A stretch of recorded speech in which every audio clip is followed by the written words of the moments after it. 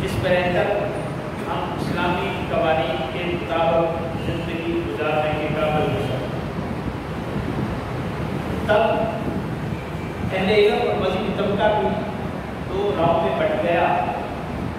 ایک کی رائے یہ تھی کہ ہمیں متحدہ ہندوستان میں ہی رہنا چاہیے،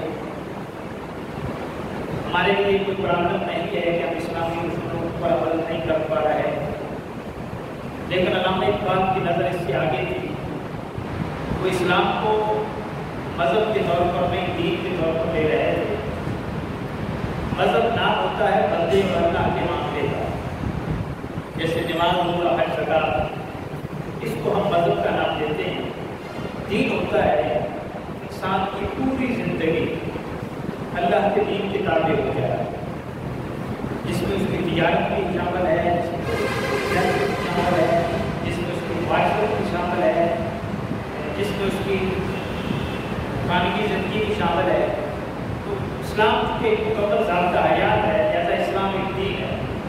وہ کہتے تھے کہ ہم اپنی عبادات کو تو پورا کر سکتے ہیں یہاں پہ، لیکن ہم اپنے معاملات کو نہیں۔ ہم پولیٹیکل سسٹم جو اسلامی ہے، اسلام نے ہمیں دیا ہے، ہم اس کو فالو نہیں کر پا رہے۔ ہم تجارت اسلامی اصولوں پر استوار نہیں کر پا رہے، لہٰذا ہمیں الگ سے خطہ چاہیے کیا ہم مکمل طور پر اسلام کی مطابق زندگی گزاریں۔ اور ایک مشہور شعر آپ نے بولا تھا جس میں آپ کے نظریات کی عکاسی ہوتی ہے کہ جو ملا کو جو ہے اتنے سجدے کی اجازت نادان یہ سمجھتا ہے کہ اسلام ہے آزاد۔ اسلام نماز، روزہ، حج، زکات کی ادائیگی کا نام ہی نہیں ہے۔ اسلام خود کو مکمل طور پر اسلام کے سانچے میں ڈھالنے کا نام ہے۔ اور اسلام بھی یہی کہتا ہے کہ اس سے بےکار تمہاری ساری کی ساری زندگی اسلام میں داخل ہو جائے، زندگی کے کچھ پہلو اسلام کے مطابق گزار دو اور باقی پہلوؤں کو اسلام سے جدا کر دو۔ جو سیکولر سسٹم کے تحت گزرے اسلام کو یہ گوارا نہیں۔ اسلام بچے کی پیدائش سے لے کر بڑھاپے تک ہر لمحے پر تمہاری رہنمائی کرتا ہے اور ہر حوالے سے اصول اور ضابطہ دیتا ہے تاکہ تم اس کے مطابق زندگی گزارو۔ یہ نظریاتی اختلاف بھی تھا، لیکن جن لوگوں نے کہا کہ نہیں ہمیں الگ خطہ چاہیے، وہاں اسلام صحیح طور پر پنپ سکتا ہے، وہ اس نظریے میں کامیاب ہوئے اور 14 اگست 1947 کو پاکستان بھارت کے حکم میں آیا۔ میں کہہ رہا تھا کہ ہم نے ایک وعدہ کیا تھا کہ پاکستان کا مطلب کیا لا الہ الا اللہ، یہ پاکستان اسلام کا گہوارہ ہوگا، پاکستان اسلام کے اصولوں کی امانجگاہ بنے گا۔ لیکن بدقسمتی ہماری کہ 73 سال گزر گئے، ہم اس وعدے کا احاطہ نہیں کر سکتے۔ اور یہ وعدہ کوئی انفرادی شخصیت کا نہیں تھا، یہ اجتماعی قومیت کا وعدہ تھا۔ ایک شخص تنہا وعدہ کرتا ہے، اس کی خلاف ورزی کرتا ہے تو وہ تنہا مجرم ہوتا ہے۔ جب پوری قوم وعدہ کرتی ہے اور پوری قوم اس کی طرف دھیان دینے کے لیے تیار نہیں ہوتی تو پھر پوری قوم مجرم کی حیثیت سے کھڑی ہوگی اور قیامت کے دن اس سے پوچھا جائے گا۔ قرآن مجید میں ہے اوفوا بالعہد ان العہد کان مسئولا، وعدے کو پورا کرو، بلا شبہ وعدے کے بارے میں پوچھا جائے گا۔ اور حدیث پاک میں ہے لا ایمان لمن لا عہد لہ، اس کا ایمان ہی نہیں ہے جو وعدے کا ایفا نہیں کرتا۔ اور ایک مطلب فرمایا لا دین لمن لا عہد لہ، اس کا کوئی دین ہی نہیں ہے جو کیا ہوا وعدہ پورا نہیں کرتا۔ تو ہم نے یہ وعدہ کیا تھا کہ پاکستان کو اسلامی مملکت بنائیں اور ہماری قرارداد مقاصد وہ اس بات کی طرف ہماری توجہ دلاتی ہے کہ پاکستان میں کوئی ایسا قانون نہیں بنے گا جو اسلام کے خلاف، جو قرآن کے خلاف ہے۔ یہ قانون بنا تھا، پاکستان کا یہ قانون بنا تھا کہ پاکستان میں کوئی ایسا قانون نہیں بنے گا جو اسلام کے خلاف، جو قرآن کے خلاف۔ لیکن تب سے لے کر آج تک 1973 کا آئین اسلامی آئین ہے، اس میں کوئی شک نہیں ہے، لیکن اس میں جتنی ترامیم ہوئی ہے ان میں अक्सरियत का ताल्लुक इस्लाम के साथ है। और पाकिस्तान इस हवाले से भी खुशकिस्मत है और इसकी इफरादियत है कि ये शब कदर को मिला, लैलतुल कदर को मंजिल वजूद में आया। और पाकिस्तान इस हवाले से भी है कि इसमें वो कानून नहीं बन सकता जो इस्लाम के खिलाफ उनके करारनामे बता सकते भी है। और पाकिस्तान इस हवाले से भी मुनफरिद है कि हर रियासत में वजूद में आती है, उसका मकसद कौमियत होता है, रब व नस्ल की बुनियाद होती है। लेकिन पाकिस्तान की रियासत का मकसद कौमियत नहीं था, वो सिर्फ मज़हब और इस्लाम। तब जब पाकिस्तान बन रहा था तब ये दो राय चल रही थी कि कहते थे कि कौम वतन से बनती है, एक तबका कहता था नहीं कौम मज़हब से बनती है। क़ायद-ए-आज़म मोहम्मद अली जिन्ना प्रेस कॉन्फ्रेंस करते हुए किसी साथी ने सवाल किया कि कौम वतन से बनती है, आप क्यों कहते हैं कि कौम मज़हब से बनती है? हम इतना बड़ा वतन है, हमारी एक कौम है। आपने उसका जवाब ऐसे दिया कि पानी का गिलास मंगाया, थोड़ा सा पिया और पीने के बाद उस हिंदू साथी को दिया। हिंदू मुसलमानों से बहुत ज़्यादा नफरत करते हैं, उसके बर्तन में पीना गवारा नहीं करते, खाना गवारा नहीं करते। क़ायद-ए-आज़म ने उनको दिया तो कहा पी लो, उस साथी ने पीने से इनकार कर दिया।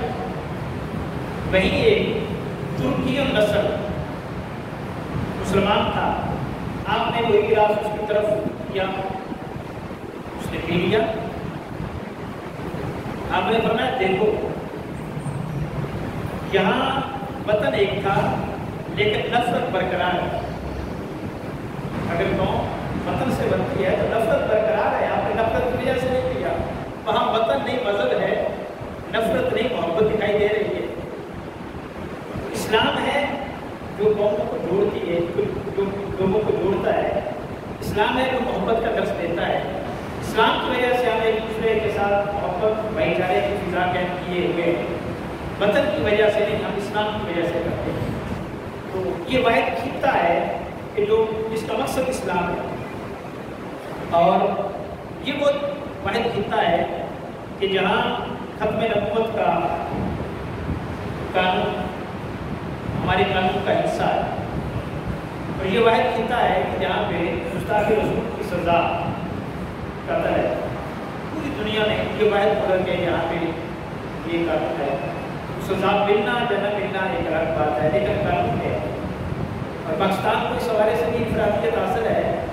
पाकिस्तान की आर्मी जो पूरी दुनिया में चौथा पाँचवा नंबर रखती है, लेकिन किसी आर्मी और फौज का बाटो उसका मकसद ऐसा नहीं है जैसा पाकिस्तान की फौज का है। पाकिस्तान की फौज का मकसद और बाटो और नारा है जिहाद फी सबीलिल्लाह, जिहाद फी सबीलिल्लाह। ये जिहाद करेंगे तो अल्लाह को ये करेंगे। किसी वतन की कौम, किसी मुल्क की कौम जिहाद फी सबीलिल्लाह के नारे पर जिहाद नहीं कर रही, उसके सामने अपने वफादार होते हैं, अपनी कौम होती है, अपने वतन की इज्जत वालों होती है, इसके सामने सिर्फ और सिर्फ इस्लाम। तो जब ये सारी चीज़ें इस्लाम की तरफ रहनुमाई कर रही है, फिर सवाल ये है कि हम इस्लामी क्यों हैं? और फिर दूसरे लिहाज से पाकिस्तान को अल्लाह ने उन नेमतों से नवाजा है कि पूरी दुनिया का कोई एक मुल्क इंफरादी तौर पर अगर देखा जाए इतनी इज्तिमाई नेमतों से माला माल नहीं है। किसी मुल्क में एक चीज़ कसरत के साथ है, दूसरे बिल्कुल नहीं है। किसी मुल्क में दूसरी चीज़ है, दूसरी बिल्कुल नहीं है। तो बहुत कम मुल्क हैं जिनमें सारे कुदरती वसाइल कसरत के साथ मौजूद हैं, और पाकिस्तान वो मुल्क है जिसमें कुदरती वसाइल सबसे ज़्यादा है। मैंने कहा अकेले अगर मुल्कों में देखा जाए तो एक मुल्क एक वसाइल चीज़ के एतबार से पहले नंबर पर होगा या दूसरे नंबर पे होगा, लेकिन सारे के सारे वसाइल इल्ला माशाअल्लाह पाकिस्तान के अंदर मौजूद हैं, और इसका शुमार टॉप 10 वाला भी होता है। बुनियादी यही चीज़ें हैं, कपास है, चावल है, तो इसमें पाकिस्तान चौथे नंबर पर है पूरी दुनिया में। गेहूं की फसल में पाकिस्तान पहले नंबर पर है, گندم کی فصل میں پاکستان 6 نمبر پر ہے. یہ میں بتا رہا ہوں کہ ہم جس خطے میں رہ رہے ہیں یہ شکر ادا کرنا چاہیے اللہ کا کہ اللہ نے ہمیں کتنی بڑی نعمت سے نوازا ہے. 14 اگست کے دن ہم نے قربانیاں دے کر کے وطن حاصل کیا تھا. کیوں حاصل کیا تھا؟ اس کی افرادیت کیا ہے؟ اور خوبانی اور کھجور کے اعتبار سے دنیا میں 4تھا نمبر ہے.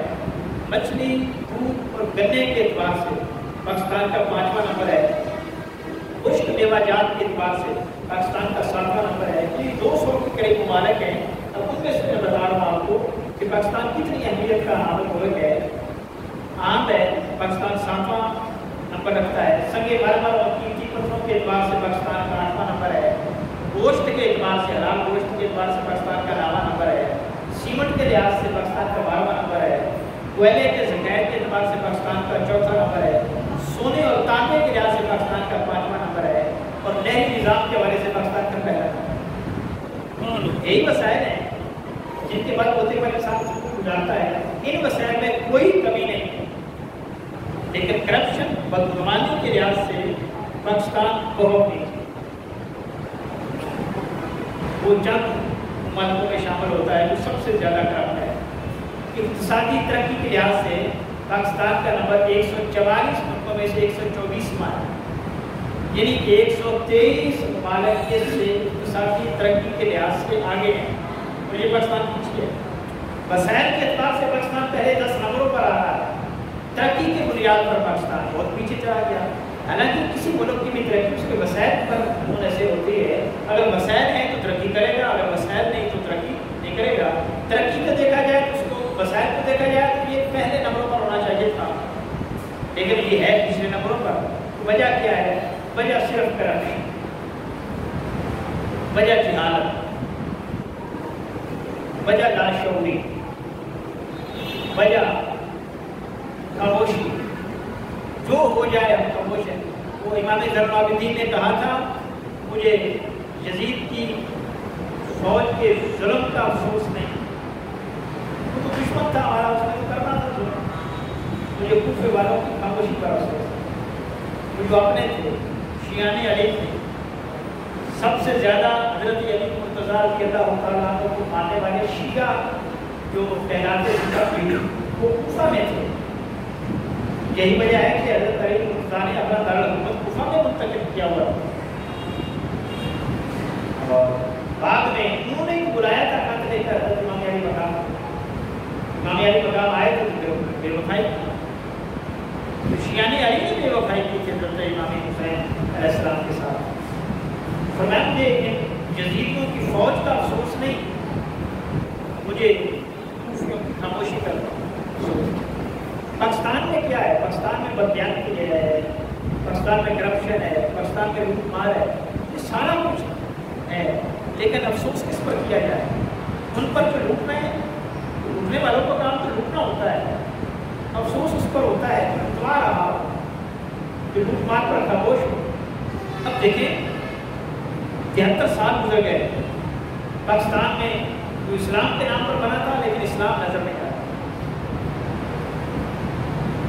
اب ہم نے اس وعدے کا ایفا نہیں کیا. کیا ہم پوری قوم مجرم نہیں ہوگی؟ یاد رکھیں اسلامی نظام کا خاصہ یہ ہے، اور حضور نبی مکرم صلی اللہ علیہ وسلم نے ایسا کیا.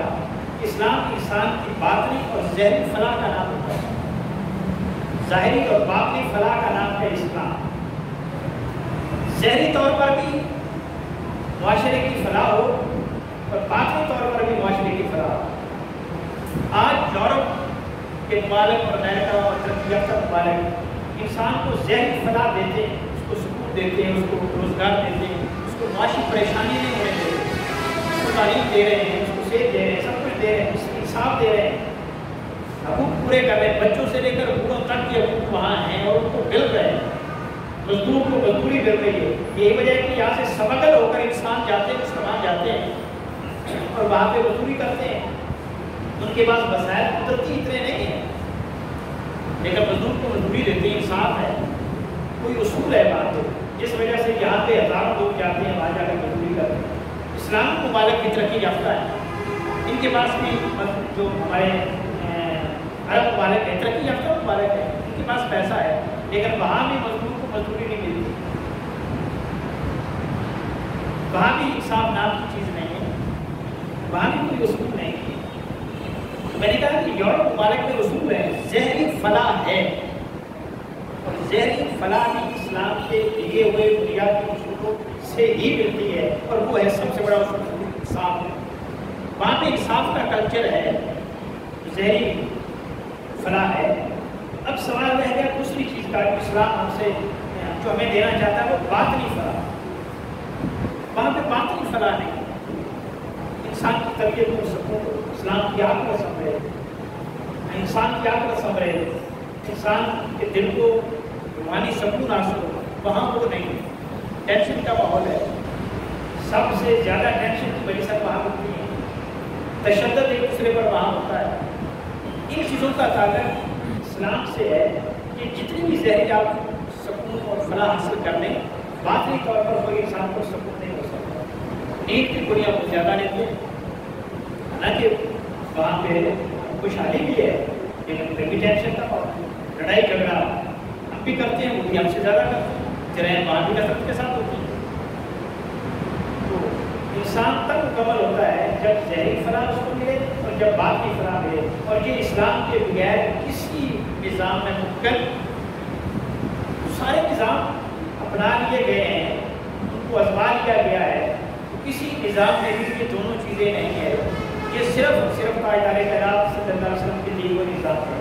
حضرت نبی مکرم صلی اللہ علیہ وسلم کے دور میں اور خلفائے راشدین کے دور میں یہ آئیڈیل دور ہے اسلام کا، اور پریکٹیکل دور ہے، جو اسلام نے اتنی کی تھی پریکٹیکل کر کے دکھایا ہے۔ تاجدار کائنات نے جو نظام دیا تھا اس نظام میں کوئی شخص بھی بھوکا نہیں سویا۔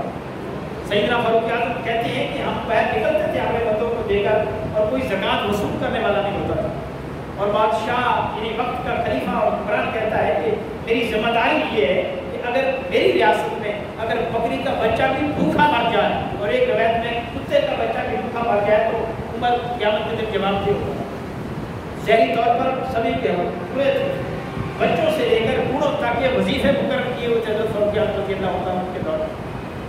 یہاں تو ہمارے یہاں بچے کو پرسانے حال نہیں ہے، بیوہ کا پرسانے حال نہیں ہے، کیونکہ یار مددگار ہے، بوڑھا ہو جائے تو اگر اس کو پینشن نہیں ملتی تو اس کا عشر ہوتا ہے ہمارے معاشرے میں آپ کے سامنے ہے، بچے چھوڑ جاتے ہیں، رشتے دار چھوڑ جاتے ہیں، یار مددگار ہے، مشکل سے اس کو روٹی ملتی ہے، اور بڑی تکلیف دہ زندگی اس کو گزرتی ہے، لیکن ریاست ایسا نہیں کرتی۔ جو اسلامی ریاست ہے وہ بوڑھے کی حقوق بھی متعین کرتی ہے۔ مجھے بڑی اچھی بات ملی کل جو پشاور میں خیبر پختونخوا میں کہہ رہے ہیں کہ بچہ پیدا ہو تو بچے کا وظیفہ، بچی کا وظیفہ 2000 اور بچے کا وظیفہ 1500۔ چلے قدم تو ہے نا، اچھی بات ہے، اس کو اپریشیٹ کرتے ہیں، یہ ہونا چاہیے، وظیفے ملنے چاہیے بچوں کے لیے۔ اسلام نے مترک کیے کہ ریاست کی بنیادی ذمہ داری ہے، یہ نہیں ہے کہ وہ کوئی احسان کر رہے ہیں بچوں کو، بیواؤں کو اور بوڑھوں کو وظیفے دے کر کوئی احسان کر رہے ہیں، ان کی ذمہ داری ہے، وہ اپنا فرض پورا کر رہے ہیں، ہم سے ٹیکس نہیں لیتے، ان کی ذمہ داری نہیں، کوئی احسان نہیں، جہاں نہیں ہو رہا وہاں کو کریں، ان کو کرنا چاہیے۔ تو اسلام ایک نظام ایسا ہے جو انسان کی ذہنی فلاح بھی چاہتا ہے اور اس انسان کی باطنی فلاح بھی چاہتا ہے، لیکن پاکستان دونوں چیزیں نہیں دے سکا، بدقسمتی سے پاکستان کے 73 سال گزرے، دونوں چیزیں ذہنی فلاح بھی نہیں دے سکا اور باطنی فلاح بھی نہیں دے سکا۔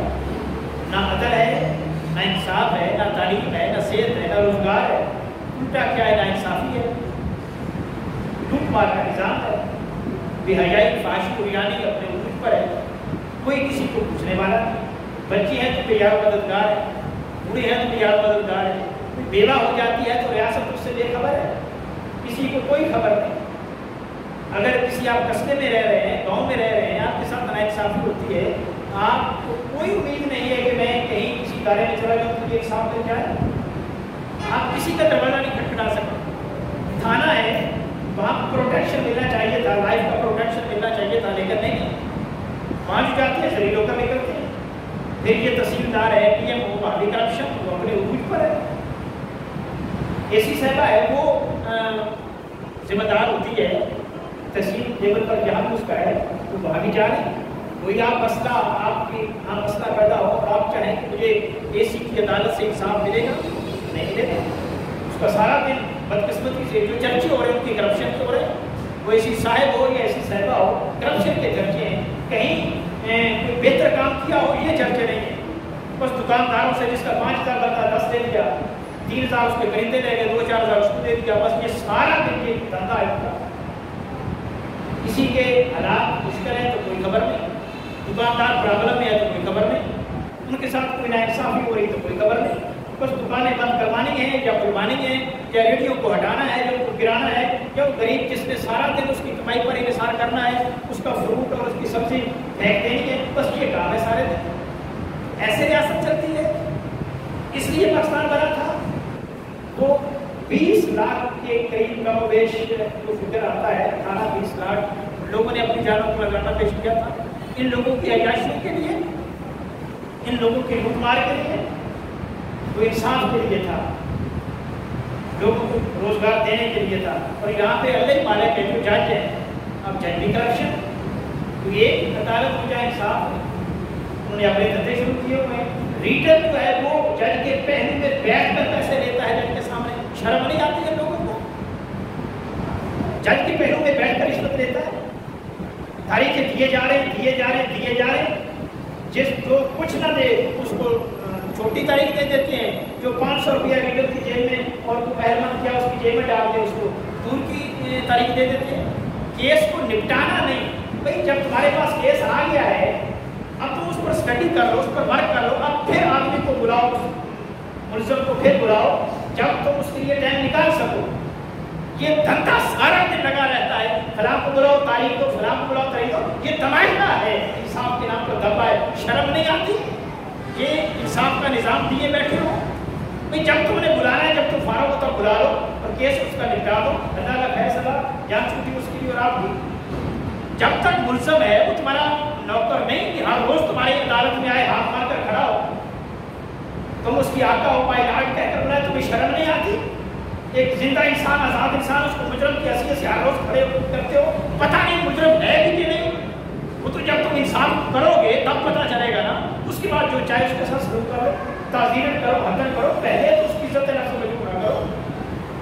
मुआशरे में उसको बदनाम करके रख दिया है, झूठा इल्ज़ाम उस पर, 10 साल तुम्हारी अदालतों के चक्कर लगा रहा है, लोग क्या समझेंगे? ये बददियानत है, लोग समझेंगे ये चोर है, लोग समझेंगे ये डाकू है, इसने कत्ल किया, ये कातिल है।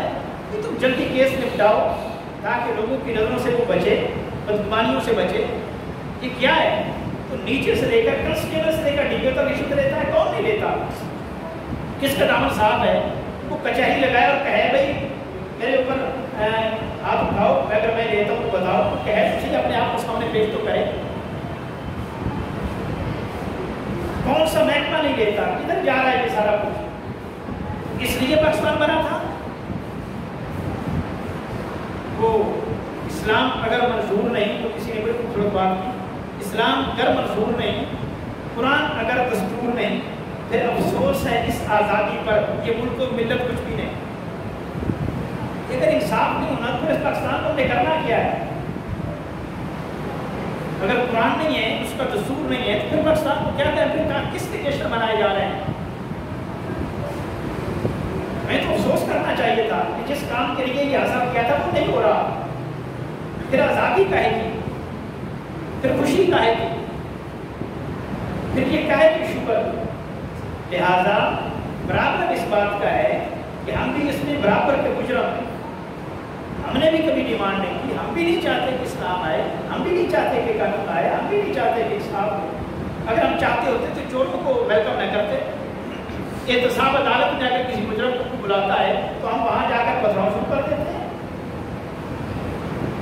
तो तुमको तो शुक्र करना चाहिए, हमारे लीडर पर अगर इल्ज़ाम है तो वो जाकर उसको मौका मिले, वो जाकर वहाँ पे अपना इल्ज़ाम अपने से दूर करे और दूर करना चाहिए। तुम कहते हो नहीं, को पूछे ही ना, 201 एकड़ की मालिकियत का अगर कहा जा रहा है तो उसको जवाब देने दें। एक जत्था चला जाता है और वो वहाँ पे पथराव करता है, क्यों? पाकिस्तानी नहीं, तुम्हें तो लूट कर ये खा के लोग फिर के लिए नारे लगा रहे हो, शर्म नहीं आती? इनसे पूछो भाई, तुम खुद बताओ अपने आप को, हमें बताओ कि लूटा है कि नहीं लूटा। खुद अदालत में जाकर बताओ कि नहीं लूटा, तो तुम्हारे फिर नारे लगाते, लगाओ इनके नारे अगर नहीं लूटा। लेकिन अगर लूटा है तो खुदारा फिर तो आप बर्बाद न करो। دنیا بھی برباد کر رہے ہو، آخرت بھی برباد کر رہے ہو، ضمانت ہونے پر تشکر منا رہے ہو، پر کس کے لیے ضمانت ہوئی، کس کے لیے پکڑے گئے؟ اسلام کی خدمت کی آپ نے، چوروں پہروں ڈاکوں کے لیے تم گئے ہو، وہاں پکڑے گئے۔ یہ کیا سسٹم ہے؟ میں کسی ایک جماعت کے خلاف بات نہیں کر رہا، سارے ہی ایسے ہیں، جو جس کے لیے بھی ایسا کرتا ہے غلط کر رہا ہے۔ کرپشن کی کتنے کیس سامنے ہے، اس کے اگلے دن وزیر اعلیٰ انہوں نے بلایا ہے، اس سے بھی سوال پوچھے گئے، کوئی جواب نہیں دے پایا، ایک جواب تک نہیں دے پایا۔ اس کے خلاف انکوائری ہونی چاہیے، پوچھا جانا چاہیے، اس کو لٹکانا چاہیے، سبھی سے سوال ہونے چاہیے۔ یہ ہم کہتے ہیں اگر کوئی ہمارے ہم جس سے محبت کرتے ہیں اس سے اگر کوئی پوچھ لے بھئی یہ تم نے لوٹ مار کیے، ہم اس کے خلاف ہو جاتے ہیں، یہ پوچھتا کیوں ہے؟ صدقے جائیے اس کو اپنی سوچ پہ۔ یہ پاکستان نہیں ہے، یہ اسلام نہیں، اس کے لیے یہ ملک نہیں بنا تھا، یہ تو انصاف کے نظام کے لیے بنا تھا، یہ لوگوں کے روزگار کے لیے بنا تھا، لوگوں کو پہنچانے کے لیے بنا تھا۔ اسلام کا مطلب کیا؟ لا الہ الا اللہ محمد رسول اللہ کے لیے بنا تھا، لیکن نہیں دے رہے، تو اس کی ہمیں ڈیمانڈ کرنی چاہیے، اس کے لیے ہمیں تڑپنا چاہیے، اور جو لوگ پاکستان میں اسلامی نظام میں رکاوٹ بن رہے ہیں ان کے خلاف کھڑے ہونا چاہیے، سوشل میڈیا پہ ان کے خلاف جہاں تک آواز جا سکتے ان کے خلاف آواز اٹھائیں تاکہ اسلام کا گہوارہ بن سکیں، جس کے لیے لاکھوں لوگوں نے جانا نذرانہ پیش کیا ہے، ان کی روح تو خوش ہو۔ اور یہ سارا کچھ دیکھ کر وہ کیا کہتے ہوں گے کہ کیا اس لیے تقدیر نے چنوائے تھے دل کے کہ بن جائے نشیمن تو کوئی آگ لگا دی، تو وہی بنا تھا سب کچھ۔ وہ ایک بزرگ سے میں نے سنا، وہ کہتے ہیں ایک بھائی تھی، وہ پاکستان جب بن رہا تھا اس نے وہ سارا معاملہ دیکھا، اس کو جوان تھی، تو بعد میں اس نے کسی سے کہا، اب انڈیا میں ہے پاکستانی ملا، تو اس نے کہا کہ تمہیں پاکستان کی قدر نہیں ہے، کہ ہم سے پوچھو کہ پاکستان کس لیے بنا تھا اور کتنے مشکلوں سے بنا تھا۔ اس نے کہا ہمارا پاکستان پر اتنا عقیدہ ہے، اس نے کہا کہ میرے بچے جب بیمار ہوتے ہیں تو میں پاکستان کا نام لے کر وہ کاغذ پانی میں بھگو کر بچوں کو پلا دیتی ہوں، میرے بچے سے کیا ہو جاتا ہے۔ یہ پاکستان کی ہے، کیونکہ اسلام کے لیے بنانا، اسلام کے لیے جو چیز بنی ہو تو اس کو جو اس کو کہہ کر کیا جائے تو اللہ جواب دے دیتا ہے۔ واقعہ ہم نے قدر اس پاکستان کے لیے دعا ہے اللہ جل مجدہ عمل کی توفیق عطا فرمائے۔